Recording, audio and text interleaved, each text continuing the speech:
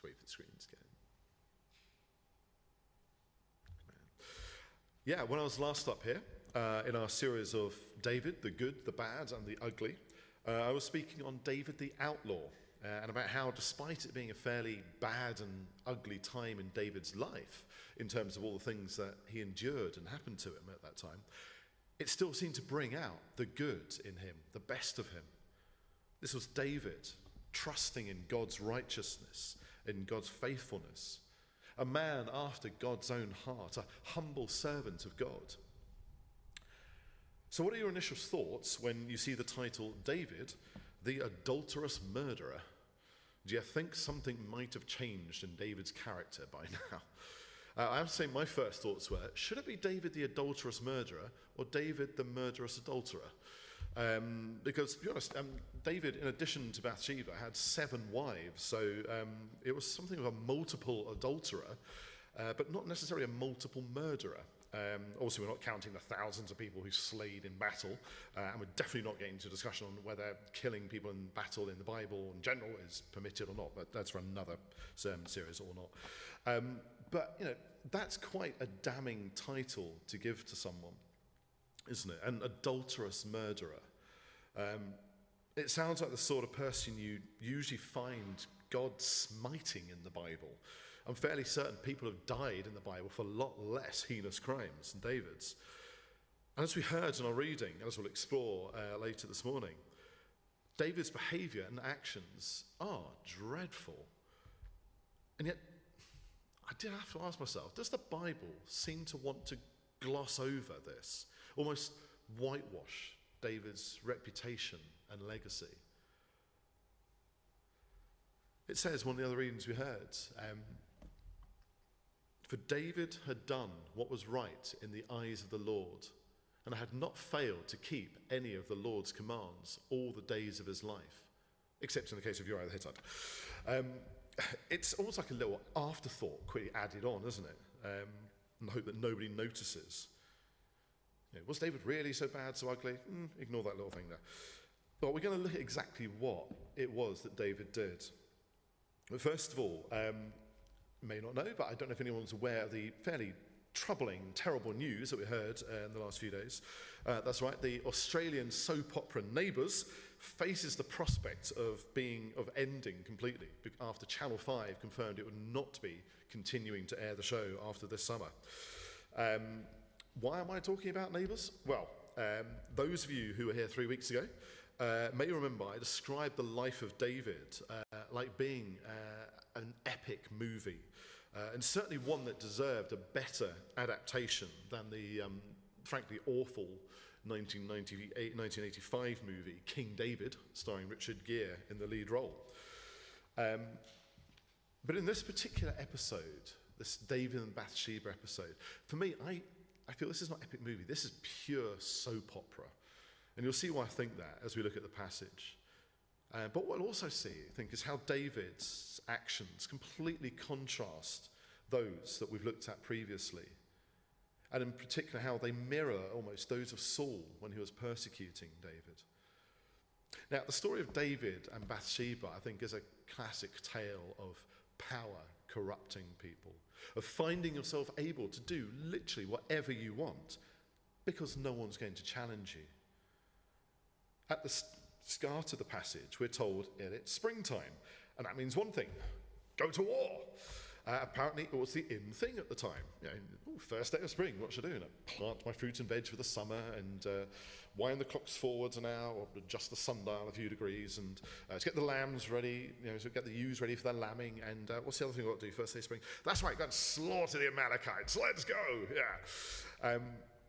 And of course, this is David. He's a legendary warrior king whom God gave victory to in all of his battles. He's the king.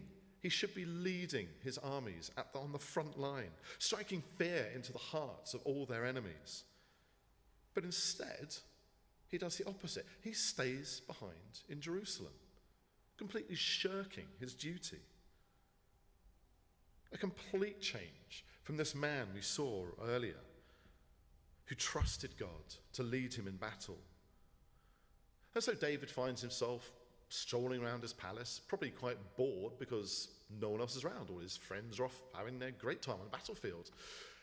And distracted, he gazes upon this beautiful woman bathing. Now, as I mentioned earlier in my previous talk, that the film King David was pretty awful and really unmemorable. Not strictly true. There is one scene which, when I saw this as part of my biblical studies course many, many years ago, always stayed with me.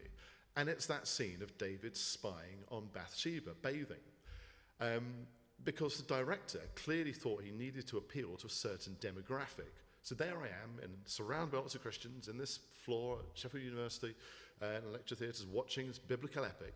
And it suddenly goes all kind of soft-core erotica when it comes to Bathsheba's bathing. Definitely not what you expected to see in something that's meant to be a biblical epic. It was more like something you'd see in Channel 5 when it launched back in the late 90s, late at night. So no, if you've got a teenage son or grandson who suddenly says, can I watch King David? It may not be for the most honest of kind of wanting to watch a biblical film. Just saying. And, yeah, I'd love to see VeggieTales try and tackle that episode of David and Bathsheba. I really wouldn't, actually. No, I really wouldn't. No. But anyway, so we've got this David. And then remember, this was David who refused the offer of the king's daughter's hand in marriage. David, when he's even got a young, beautiful woman offered up to him to a plate, he says, no, must do what's right. Here he is, having become king himself and abusing the power and status that's been given him. Instead of seeking to do God's will and lead the people of God as intended, he gives in to his own selfish desires, wants, urges. He already has half a dozen or so wives. But he's the king. If he wants an encounter with another one of his loyal subjects, who's going to stop him? And the result of this sordid episode is this, I guess you'd call it, scandalous and unexpected and challenging pregnancy that cannot be ignored. It's not going to go away. David's got to deal with it. And so he tries to fix things. And this, to me, is where it feels like a classic soap opera plot. The forbidden desire between two characters, the passionate encounter, the post-encounter regret, the consequences of said encounter, and the inevitable, messy, tangled web of deceit, lies, and disastrous attempts to try and fix the problem that ensues. Think I'm exaggerating? Well, I think to me this seems like classic EastEnders, but just going back to Neighbours, whilst it's a blow that Neighbours may no longer be on our screens for much longer, we can at least take heart that that other staple of Aussie soap opera addiction, Home and Away, is due to remain on our TV schedules for the time being. And like many people of my sort of age, I'm sure some of you will have had children who are my sort of age as well. You may be forced to have to watch this at tea times back in the late 80s. I used to watch Home and Away religiously every day. I'd come home from school, Home and Away Neighbours. That was the routine. Mum saying, can you help lay the table? Home and Away Neighbours. Home and Away Neighbours. Some of you, those of you of a certain age, may remember some of the characters from Home and Away. There was Frank and Bobby, two very well-known, popular characters. But there was also this third character, Rue, from the early episodes. And there was this bit of a love triangle going on. In the early beginning stages of Home and Away, Rue and Frank were actually in a relationship. And then Rue managed to get pregnant by somebody else, but doesn't want to have to deal with kind of the fallout from that. So she tries to convince Frank that actually he's the father. But by this stage, Frank and Rue have kind of gone off each other a bit, and Frank's more interested in Bobby. And so you've got this awful kind of love triangle thing going on, and all the while Rue trying to manipulate it to convince Frank that he's actually the father of baby and it's not him. And so this kind of convoluted thing, it doesn't end well, is all I can say. Reminds me of what David's trying to do, trying to convince someone else that they're the father of a child that's actually his. I can picture him and Bathsheba almost kind of going crazy when she goes to speak to him, when they realise this dreadful situation they've got themselves into. David going, oh, how did this happen? Bathsheba saying, I think you know perfectly well how this happened. The problem is, what are you going to do about it? And David thinking, well, normally I'd just marry the girl, And Bathsheba going, yes, but I'm already married. And David thinking, okay, there's only one thing for it. You've got to make Uriah think he's the father. Okay, yeah. You go home, sip on that nice dress you've got, and I'll get Uriah on a furlough from the battle, and we'll send him back, and hey, boom, problem solved. So that's what he does. He calls Bathsheba's husband, Uriah, back from his springtime battle royale, has a quick friendly chat with him, and then tells him to take some time off and go home to wash his feet. A slightly odd double entendre or euphemism that hasn't really survived to present day. I can't think why. Except Uriah doesn't do that. He doesn't go home to wash his feet. He's still on a military campaign. He's been tasked with protecting the people of Israel and of Judah and the Ark of the Covenant. And to do that, you needed to remain pure, which meant abstaining from sexual intercourse. If you can remember back to a few weeks ago, we heard of David when he was fleeing from Saul, arriving at a place called Nob, and the priest there giving David and his men the sacramental bread that had been set aside for the offering. And the only reason he was willing to give it to David and his men was because they were still in battle mode. They were remaining pure and abstaining from sex. In contrast, it's now David behaving in a completely opposite manner, and this blameless victim, Uriah, who's taken on the role of a man after God's own heart. So this plan doesn't work, but David still perseveres. You think, okay, next try. Let's get Uriah drunk, make him feel a bit randy. Off he goes for a bit of washing his feet with his wife, and hooray, there we go, brilliant. But Uriah doesn't do that. He remains with his fellow soldiers. He accepts the king's hospitality. It would be an insult not to. He drinks with him. But he still remembers what his duties are, what he's been called to do. And he observes the correct way to behave. And so David, by this stage, is realizing that his not-so-cunning plan to cover up this adultery is not going to work. You know, I wanted to give David credit for at least trying to fix things, for trying to spare Uriah the pain and embarrassment and humiliation that would have been the result of discovering this affair and the result of it. But at no point does David ever take a moment to stop and realize he's done a terrible thing and turn to God and ask for his forgiveness and his guidance and be willing to accept the resulting punishment or consequences. When Saul was attempting to have David killed, one of the first things he tried to do was send David into a fierce conflict with the Philistines. And this was a conflict which Saul himself had fanned the flames of deliberately so that David would surely be killed by the Philistines. But the Lord was with David, not with Saul, and David defeated the enemy. Fast forward several years, and now we've got David becoming this unhinged, selfish king.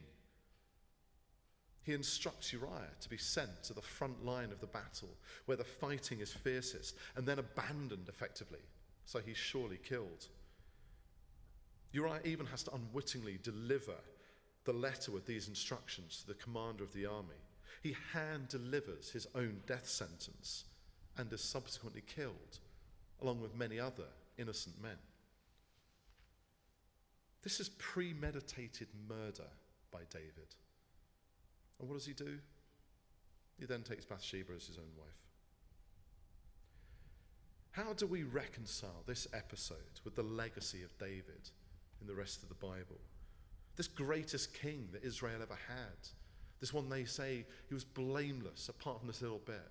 You must feel like if the writers really wanted to just preserve this pure, blameless image of David, they just have omitted this episode. Why is it here in the Bible still? The last verse of chapter 11 says this: "But the thing David had done displeased the Lord." That's the only time God is mentioned in this passage. I think that's quite telling. That in this dreadful episode in David's life, God is absent from everything that David is doing, choosing to do, his thoughts and his actions. He doesn't involve God in any of them. Now, in recent years, there have been several cases of wealthy, powerful men being brought to account for their past actions, where they've taken advantage of others and abused others. Harvey Weinstein is a prime example of this, of someone who thought they could do whatever they wanted simply because they had the power. A few years earlier, we seem to have this kind of generic response when men like this were accused and found out of committing these awful things, simply to say, I couldn't help it, I'm a sex addict. Really, I'm as much a victim here as them. But thankfully, we wouldn't accept that. We'd say that may well be the case, but you are still accountable for the terrible things you've done, and you will be answerable for them. The story of David and Bathsheba serves as a reminder that when we stop putting God at the center of our lives and instead think it's okay just to do whatever we like, regardless of the consequences, then things can and do go very wrong.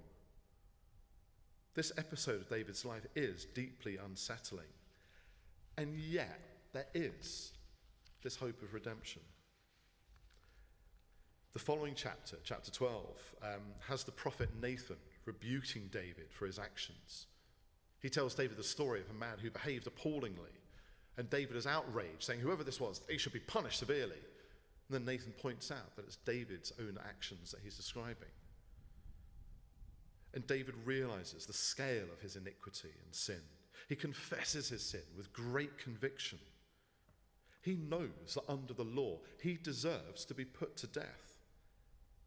And yet God had also promised to make him the ancestor of the Messiah. And so God still punishes him, but not by putting David to death, but by having the son that Bathsheba is due to give birth to die. And David knows that this is what the Lord is planning to do, and yet he still pleads with God to spare the child's life. He fasts, he prays fervently. And yet when God does not relent and the child dies, David gets up and he goes to the temple and he worships God. God also promises that there will be more trouble and disaster in David's household still to come. And we're going to hear more about that over the next couple of weeks. But David's heart had returned to God. And God keeps his covenant promise to David that from his descendants shall come the Messiah, Jesus Christ. David's contrition is genuine. And perhaps that's why we have that unusual verse later in 1 Kings 15. It's not that we're trying to whitewash David's reputation, but that he was a flawed person who messed up, realized it, and did his best to once again be a man after God's own heart. We heard from the start in the verses of 1 Kings chapter 2, David's instructions to his son Solomon. David had experienced the consequences of when his actions were not in observance of what the Lord required. And so he was desperate to impart this to the heir of his throne. Unfortunately, they go on to be ignored, but that's for another sermon series. So what can we learn from all this? Well, perhaps the first thing we can do is look to how things are in current events. I'm indebted to Guy Brandon from the Jubilee Centre for some of these thoughts. We talk of David as a flawed leader whom God used. But if we think about it, we are so not short of flawed leaders in our own time, are we? If there is anything the last few years have taught us, it's that those in public life have plenty of skeletons in their closets.